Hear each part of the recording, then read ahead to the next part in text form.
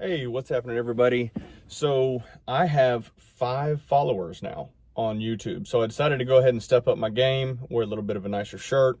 We'll see if this works out. I'm going to try and continue this trend. And once I hit 100 followers, I can actually put a custom URL on my YouTube channel. So that's what I'm going to shoot for. So if this is helpful, any of the other videos are helpful, please like, subscribe, hit that bell, get those notifications, all of that cool stuff. And I'm going to try my best to make sure that all of my content is worth your while. Today I want to talk about imposter syndrome. Now, it's not quite as evil or diabolical as it sounds, but it is a very real challenge for people that are stepping into a new role, especially if they're stepping into a new leadership role. I myself encountered this earlier on in my career, and I want to talk through it. But imposter syndrome is basically whenever you step into a role that maybe you don't have any or a lot of experience in, and you start having feelings of self-doubt. Am I ready for this? Is this the right role for me? Should I have ended up in this role? Maybe I lucked out, or I only got it because of the people that I know, and they're going to find out I'm a fraud. These are all very normal thoughts for individuals that are stepping into a new role as they grow in their career. It's perfectly okay and very normal, actually. So first of all, don't get worried about it. I'm going to talk through a little bit of my experiences with this, what's happened to me in the past, and then as I've stepped into other roles, how I've been able to kind of avoid those similar feelings. So most of you know I've been in IT and HR. Majority of my career is in IT. Whenever I stepped into the role as IT director for my current employer that I'm at now, I was 30 years old. I had had a number of years of experience as an IT manager, never been at the director level. I was kind of nervous, wasn't really sure what all it was going to entail. And as I started traveling around the country, meeting with my team, I can vividly recall flying up to Calgary, sitting down with the 3 employees that we had up in Calgary. One of them was an IT manager, and we had 2 systems admins. And as we were sitting there at the table, some of them were actually older than I was at the time by a few years. And one of them actually just came out and asked me, "Hey, can I ask how you got to be a director?" And I was a little bit, I guess, puzzled, but not surprised by the question. And I didn't have a great response at the time.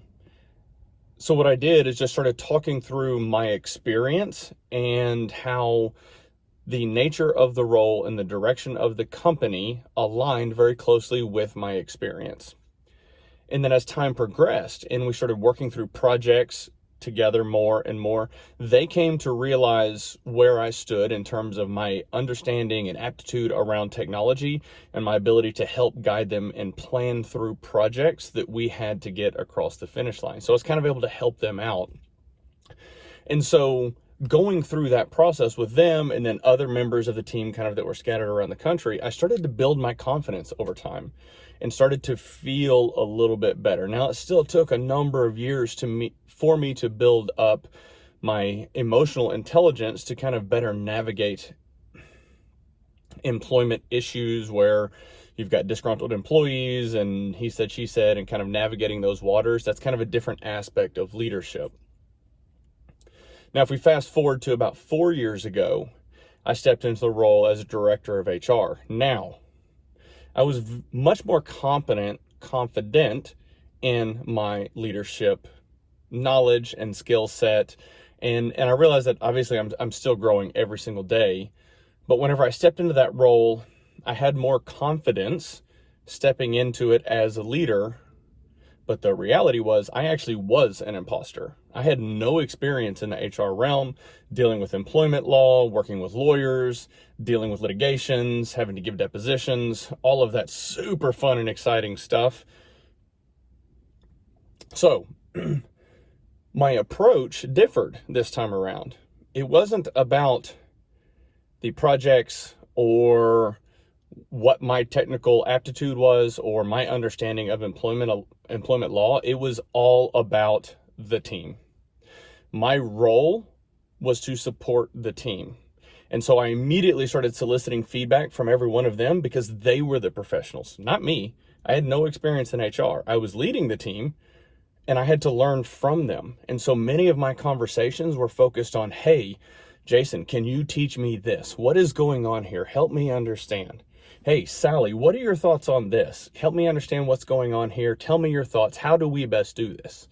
So it was really an opportunity for them to teach me and them realizing that I was there to help.